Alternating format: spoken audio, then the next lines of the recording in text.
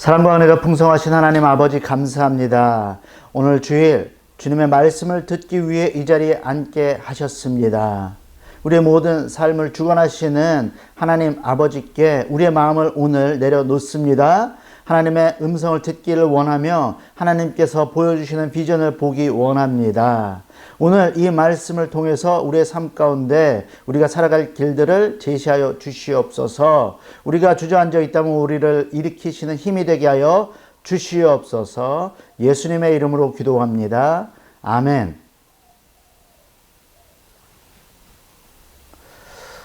오늘 주시는 하나님의 말씀은 갈라디아서 2장 16절에서부터 20절 말씀입니다. 제가 읽겠습니다. 사람이 의롭게 되는 것은 율법의 행위로 말미암음이 아니요 오직 예수 그리스도를 믿음으로 말미암는 줄을 알므로 우리도 그리스도 예수를 믿나니 이는 우리가 율법의 행위로서가 아니고 그리스도를 믿음으로써 의롭다함을 얻으려 함이라. 율법의 행위로서는 의롭다함을 얻을 육체가 없느니라. 만일 우리가 그리스도 안에서 의롭게 되려 하다가 죄인으로 드러나면 그리스도께서 죄를 짓게 하는 자냐? 결코 그럴 수 없느니라. 만일 내가 헐었던 것을 다시 세우면 내가 나를 범법한 자로 만드는 것이라. 내가 율법으로 말미암아 율법에 대하여 죽었나니 이는 하나님에 대하여 살려 함이라. 내가 그리스도와 함께 십자가에 못 박혔나니 그런즉 이제는 내가 사는 것이 아니요 오직 내 안에 그리스도께서 사시는 것이라. 이제 내가 육체 가운데 사는 것은 나를 사랑하사 나를 위하여 자기 자신을 버리신 하나님의 아들을 믿는 믿음 안에서 사는 것이라. 지난주에 설교했던 누가복음 11장에서는요. 예수님께서 복음으로 율법주의자와 영적 전쟁을 선포하셨습니다. 복음과 율법의 1차 대전이요. 예수님 복음의 승리로 끝났죠. 이 복음과 율법의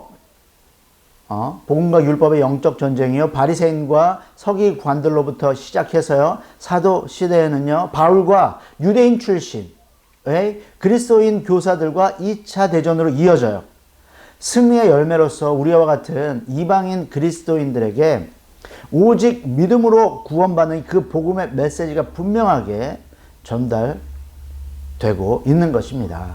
교회사에서 자주 율법주의나 공로사상이 득세하기도 합니다. 하지만 결국에는 복음이 승리합니다. 지금 우리에게 누군가 모세 율법을 지켜야 구원을 받는다는 메시지를 전한다면요.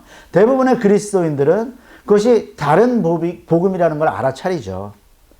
제가 대부분이라고 말씀드리는 이유는요. 여전히 율법주의를 쫓는 사람이 있다는 의미입니다. 제가 다른 복음이라고 인터넷에서 검색을 해봤어요. 그리고 그 검색 결과 중에서 한 블로그에 글을 방문했습니다. 사도 바울이 전한 그리스도의 복음은 구약의 율법을 지키는 것입니다. 그 블로그는요. 사도 바울이 반대한 그 다른 복음이 바른 복음이라고 전하면서요. 자신들과 다른 복음을 전하는 교회들을 저주하고 있더라고요. 사도 바울이 이상하게 여긴 것보다 훨씬 더 이상한 주장이 있죠. 저도 세상에 별의별 이상한 사람도 있구나라는 생각을 했어요. 그러고서는요. 그 글에 달려있는 댓글들을 봤는데 가관입니다.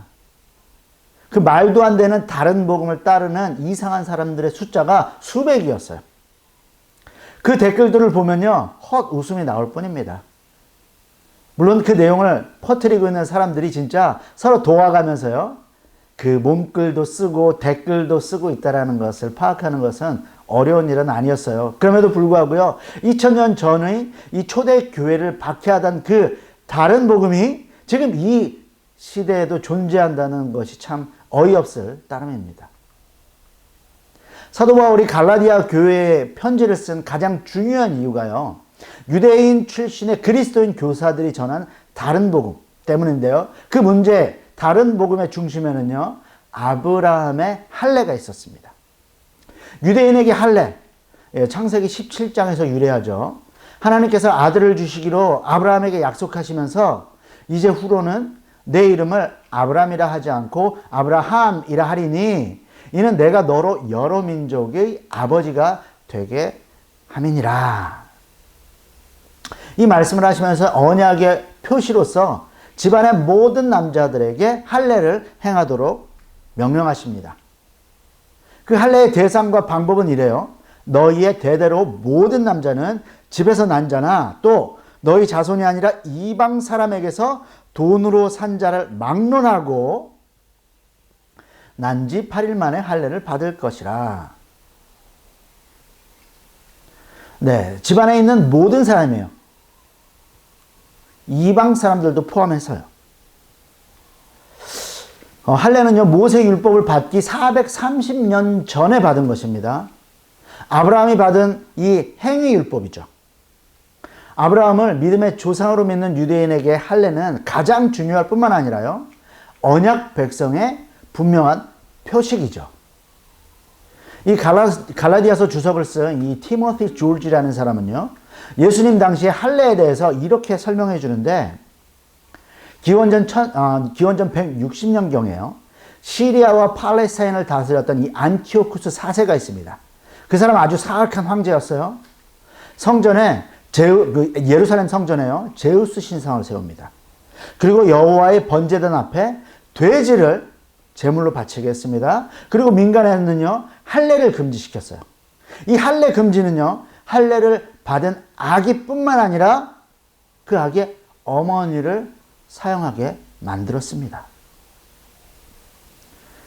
안티오쿠스 4세는 정말 유대교를 아주 처참한 이방 종교로 만들려고 애를 무지 썼던 것 같아요. 그래서 그것 때문에요, 유대인 마카비 혁명이 일어납니다. 그래서 그 혁명은 성공하고 민족이 회복됐어요. 그래서요, 그때부터 유대인에게 할례는 선택받은 아브라함의 후손이면서 동시에 이제 더해진 거예요. 정결한 하나님의 백성이라는 상징이 되는 것입니다. 처음에는 유대민족의 정체성이었는데 마카비 혁명 이후에는요, 경건한 신앙의 표지가 되었다는 것이죠. 사도행전에 따르면요, 이방인들이 구원을 받기 위해서 반드시 할례를 받아야 한다라는 그 가르침이 있었어요. 사도행전 15장 1절 말씀입니다. 유대인 그리스도인들에게 할례는 당연하죠. 그들은 태어난 지 8일 만에 할례를 받았어요. 근데 그 할례는 어때요? 되돌릴 수 있어요? 없죠.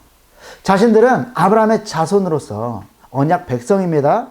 거기서 예수가 그리스도라는 믿음을 그 은혜의 선물로 받았어요.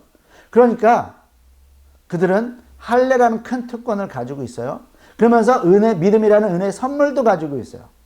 그들은 찐 크리스찬입니다. 성골이죠.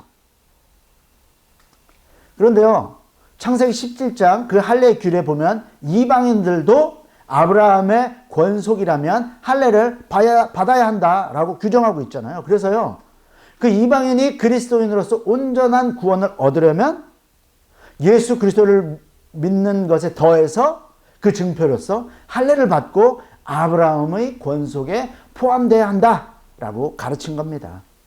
사실 이거는요, 논리적으로 충분히 이해가 되죠. 지난주에 식사 전에 손 씻기 규례가 모세율법의 그릇 씻기 규례에서 논리적으로 파생된 그 율법 교사의 창조물이라고 말씀드렸습니다. 유대교의 율법 교사들은 논리적이에요. 그래서요, 율법에 익숙한 그 유대인들은요, 그런 방식으로 사고를 잘해요. 자, 원조 믿음 아브라함의 후손이라는 증표인 할례, 그러니까 없는 것보다는 있는 것이 신앙생활을 하는데 도움이 됩니다. 그런데요, 이방인이 그리스도인이 됐어요. 그러니까 그들에게 너희도 할례를 받아. 그건 원조 믿음의 그 조상인 그 아브라함의 증표란 말이야. 이게 받는 게 좋다고 라고 그들은 논리적으로 이방인 그리스도인들에게 설명할 수가 있죠. 부정적인 측면에서는요, 자신들이 가진 이 할례를 없앨 수 없잖아요. 그러니까 이방인들이 그 고통에 동참하게 하려는 이유였을 수도 있어요. 사실 유대인이라는 민족 정체성이요, 그게 유대인에게는 특권인 것처럼 보이지만요, 이 로마 시대 이방인 사회에서는요, 유대인은 고립되고 독특한 민족이라는 그런 부정적인 측면이 강합니다. 할례는 유대인의 그 상징이죠. 그런데 할례를 받으면 이방인 그리스도인들도 마치 유대인처럼 그 사회에서 대우를 받을 수 있는 거예요. 근데 또 한편으로 긍정적인 측면에서 보면요, 할례는요, 공동체성을 강화해줘요. 당시의 교회 공동체는 미약하기 그지없습니다. 그래서 유대인 그리스도인들을 중심으로 해서 이방인 그리스도인들이 결집을 해서요, 새로운 신앙 공동체를 세워 나가야 하는 그런 상황이었어요. 그리스도의 복음으로 하나 되면서 동시에 아브라함의 할례가 그 믿음의 공동체를 강화해 줄 수 있는 것이죠. 논리적으로요, 할례는 받는 것이 좋습니다. 현대적인 상황을 좀 한번 비유적으로 생각을 해볼게요. 남녀가 부부가 되기 위해서는요, 혼인신고를 하면 법적 혼인 관계가 됩니다. 요즘에는 뭐 두 사람이 감정적으로 경제적으로 부양하면서 같이 살면 사실혼이라고 해요. 그들은 부부관계입니다. 하지만 결혼식은 치르지 않은 상태죠. 침례를요, 결혼식으로 비유해요. 누구든 예수님을 믿고 교회를 다니면 비유적으로요, 예수님과 사실혼이나 법적 혼인 관계를 갖게 됩니다. 예수를 믿기만 하면요, 그 사람은 구원받은 신자죠. 그런데 그 신자가 침례를 받고 구원의 믿음을 공표하는 것, 그것을 우리는 결혼식으로 비유를 하는 것이죠. 특별한 사정으로 결혼식을 치르지 못하는 경우도 있지만요, 대부분 사람들은요, 혼인신고를 하고 결혼식을 치르죠. 혼인신고를 마친 부부가 결혼식에서 혼인서약을 합니다. 혼인서약을 하면서 또 서로에게 결혼 반지를 띄워주고 행진을 하죠. 그러면서 그들은 행복한 부부 생활을 시작합니다. 그 부부에게요, 결혼 반지는 어떤 의미입니까? 만약 그 배우자가요, 일터에 가서 결혼 반지를 빼고 생활한다면 어떨까요? 결혼 반지를 끼고 있는 것, 아주 강력한 상징입니다. 결혼 반지를 끼고 있든 빼고 있든 법적 혼인 관계에는 아무런 영향을 미치지 않죠. 하지만 그 눈에 보이는 결혼 반지요, 이 결혼 반지는요, 부부 관계에 대해서 아주 중요한 느낌을 줍니다. 이 할례는요, 결혼 반지처럼 눈에 보이는 그런 강력한 상징입니다. 그래서 갈라디아 교인들은요, 그 강력한 상징에 매료됐고요, 그들은 할례를 받았습니다. 사도 바울은 격양된 감정을 이렇게 기록을 해요. 그리스도의 은혜로 너희를 부르신 이를 이같이 속히 떠나 다른 복음을 따르는 것을 내가 이상하게 여기노라. 바울은 말 그대로 이상하게도 어떤 교인들이 다른 복음을 듣고 이미 할례를 받았다는 그 소식에 충격을 받은 거예요. 그는 거짓 교사와 다른 복음에 대해서 분노했습니다. 율법주의자들은 수고하고 무거운 짐을 지체들에게 지어놓고 한 손가락으로도 도움을 주지 않는 그런 사람들이었단 말입니다. 바울은 다른 복음이 아니라 오직 예수 그리스도에 대한 믿음으로 구원받고 하나님의 백성이 되는 바른 복음을 전하고 가르쳤어요. 바른 복음은요, 율법주의가 지어준 그 무거운 짐을 포함해서요, 예수님께서 수고하고 무거운 모든 짐을 대신 지고 가심을 믿는 은혜의 복음입니다.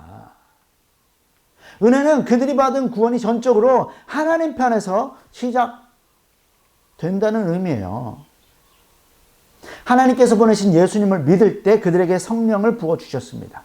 이신층이 오직 믿음으로 말미암아 구원을 받았습니다. 믿음은 행위가 아닙니다. 만약 그 믿음이라는 것이 행위에 포함되어야 한다면요, 우리가 받은 구원은요, 하나님의 은혜가 아니에요. 하나님의 은혜에 인간의 행위가 추가되는 것입니다. 그런데요, 성령으로 시작된 은혜의 복음이 너무나 빠르게 육체로 마치는 다른 복음으로 대체되어 버린 것을 듣고 사도 바울은 이상하게 여길 수밖에 없던 것이죠. 할례는요, 진짜 유대인 그리스도인들에게 강력한 믿음의 표식입니다. 하지만 이방인 그리스도인들에게도 그런 것은 아니에요. 바울의 참 아들 디도 복음과 할례의 우선순위를 보여주는 시금석이죠. 디도는 할례를 받지 않은 헬라인이었습니다. 갈라디아서 2장 3절입니다. 나와 함께 있는 헬라인 디도까지도 억지로 할례를 받게 하지 않았다. 디도는 바울이 그 믿음으로 낳은 참 아들이었습니다. 하지만 원래로 억지로 할례를 받게 하지는 않았어요. 디도는 이방인들에게 복음을 전하는 신실한 동역자였고요. 복음을 전하는데 그가 할례 없음 때문에 복음이 방해를 받지 않았습니다. 오히려 복음과 할례는 상관없다라는 것을 디도를 통해서 볼 수 있었죠. 우리는 사울이었던 바울의 생애를 통해서 유대교 율법주의자들의 열심에 대해서 잘 알고 있습니다. 사울은 유대교를 배교한 그리스도인들을 벌주고요. 바른 유대교를 세우기 위해서 다메섹까지 갔었던 그 열심 있는 율법주의자였죠.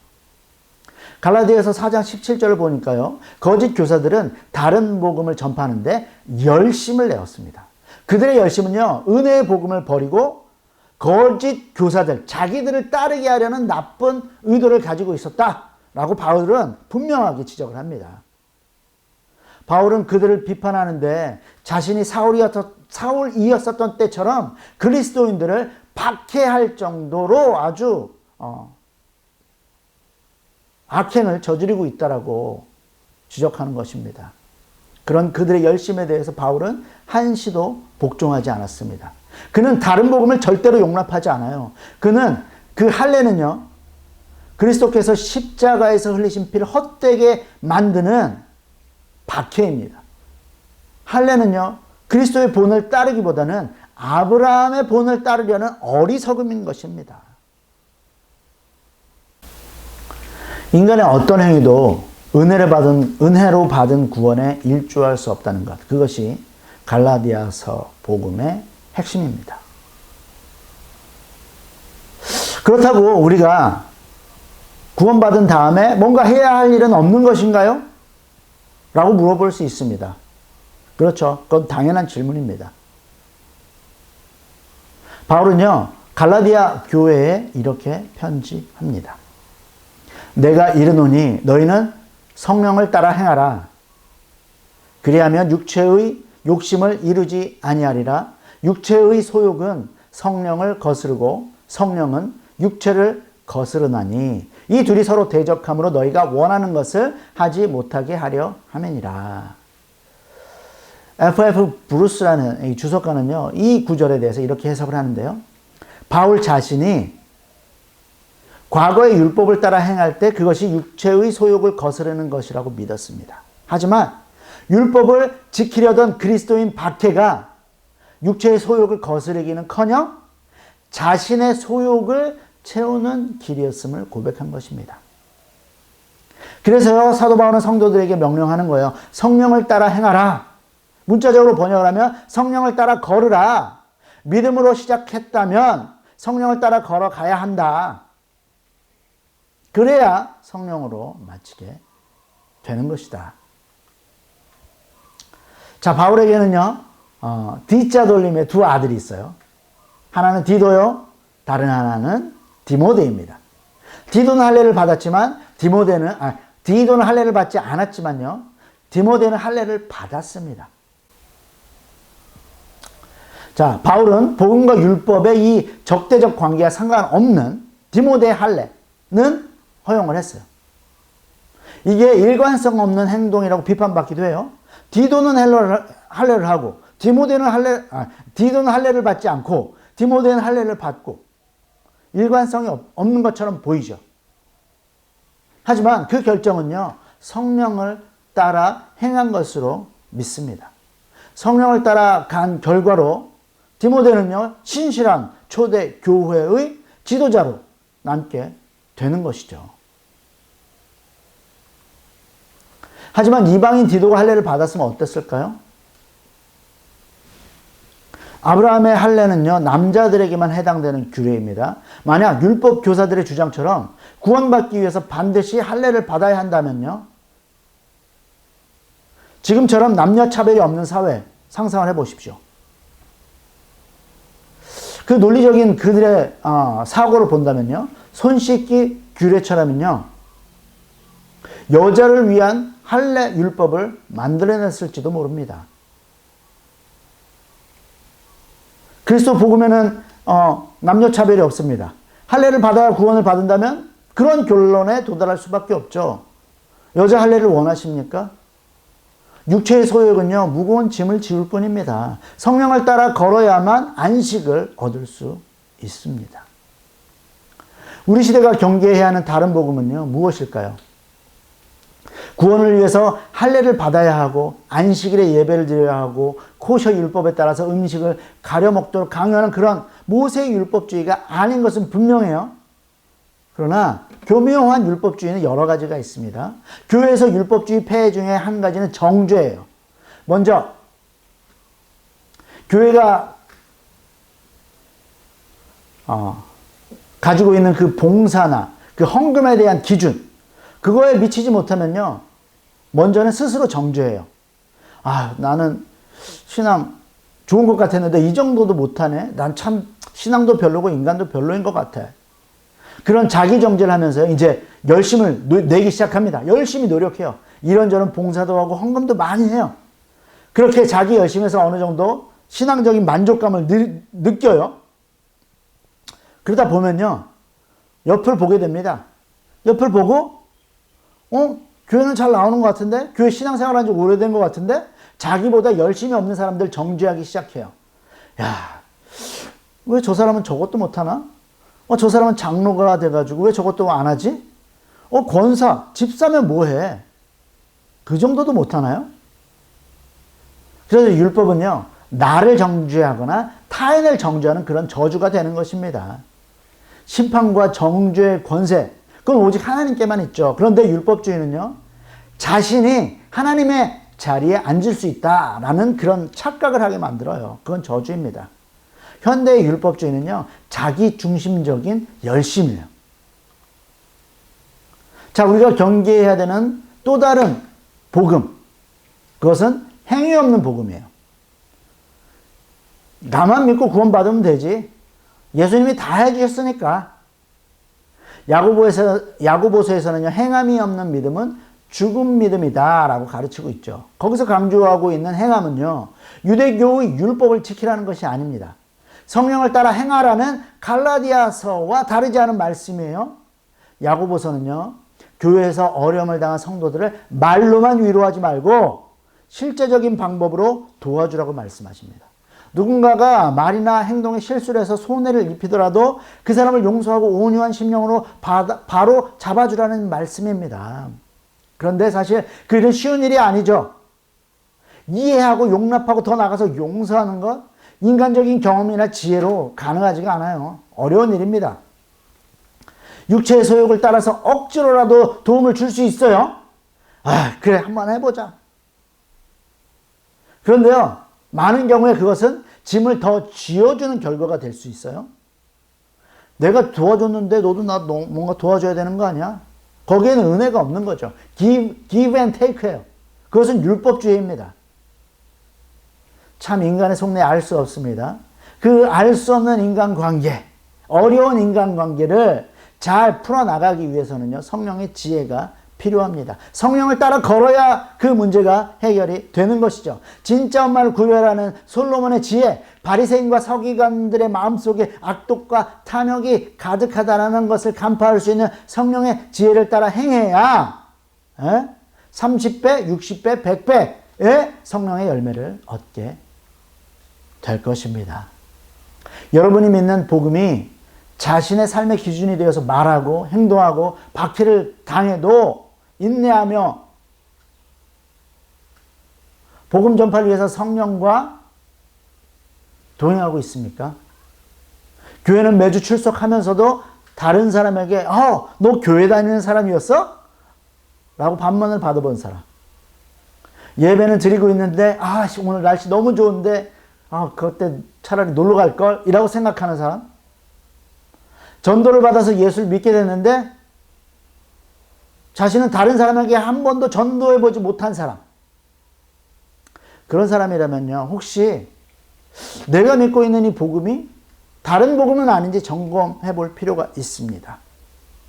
갈라디아 교인들의 문제가요, 은혜의 복음에 할례라는 율법의 행위를 추가한 다른 복음이 문제였다면, 현대교회의 문제는요, 성령을 따라 걷지 않는 것입니다. 복음의 진리를 따라 바르게 걷지 않으면서도 나는 믿는다고 입으로 시인하면 충분하다라고 말하면서 행함이 없는 다른 복음이 문제입니다. 믿음과 행위가 일치하는 그 신행 일치가 아닌 사랑의 나눔 없이 입으로만 사랑한다고 말하는 외식하는 믿음, 그것이 현대사회에서 성령을 따라 걷지 않는 복음입니다. 성령을 따라 걸어가십시오. 그러면 우리 인생에서 성령의 열매들이 주렁주렁 열릴 것입니다. 기도하겠습니다. 사랑과 은혜가 풍성하신 하나님 아버지, 오늘 복음과 율법에 대한 말씀을 들었습니다.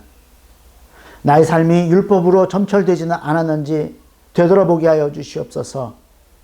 내 삶 가운데 율법주의적인 행동들이 있다면, 정죄들이 있다면 회개케 하여 주시옵고 복음으로 은혜롭게 살게 하여 주시옵소서. 예수님의 이름으로 기도합니다. 아멘.